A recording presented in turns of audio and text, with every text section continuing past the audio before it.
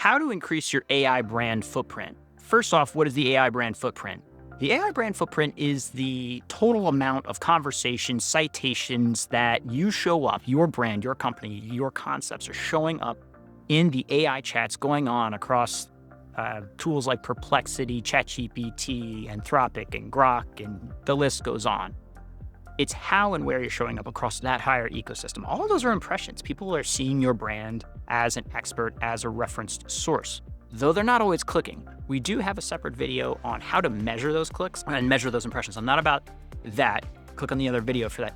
This is about what you're supposed to do now in this land of LLM optimization, AI optimization, or GEO as it's called, generative engine optimization. You get it. How do I show up more and improve my AI brand footprint? Well, I'll tell you how you don't do it. By creating the SEO content and strategies that used to work like a decade ago, 5 years ago, like that's kind of going by the wayside and actually is a pretty big waste of time. I don't need to tell you that. Your data are telling you that. You're watching organic traffic drop. At the very best, staying level. Like folks like HubSpot, the folks that literally invented like the content marketing, their traffic drops are phenomenal, over 50% on key traffic areas. And that's not about to change in the other direction. So in essence, like if you can objectively go to ChatGPT and get the same content that your site has, you've got a problem because that's what other people are doing. You used to be able to just answer questions honestly, and like AI is ruining that because AI can actually, well, it has already ingested all of your content, my content, everyone's stuff, and is answering those questions for people. So that game is on the downslope. So where do you fit in? Well, I think there's opportunities around several areas. One is like original content, and it's not the classic original content. It is things that only you can provide based on your worldview or your first-person data. So that's the other thing.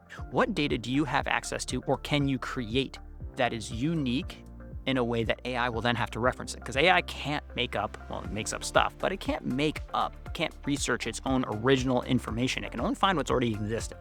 So how are you using those data, those first-person information, and also bringing to bear your experience through testimonials, through quotes, through things that are according to whom, I like to ask, like you're saying something in an article, like according to whom? That's an opportunity to quote your CEO, your CMO, to make them the celebrity, and also the reference. It'll reinforce it that AI is like, oh, according to so-and-so from that organization.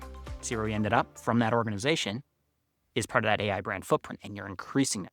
You can also play with creating concepts. And so if you will look, we're kind of playing around with that with, AI brand footprint. That is something that Whole Whale has come up with and termed and tried to put out there and define because we're seeing it with our clients.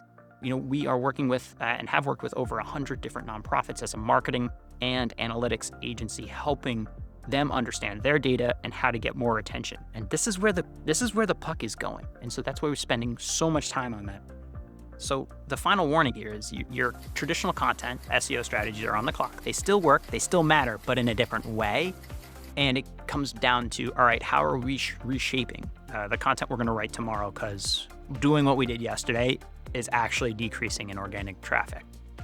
All right, hopefully that's helpful. Resources are down below and at wholewhale.com. If you have an AI chat bot, just ask it questions, you'll find the relevant information.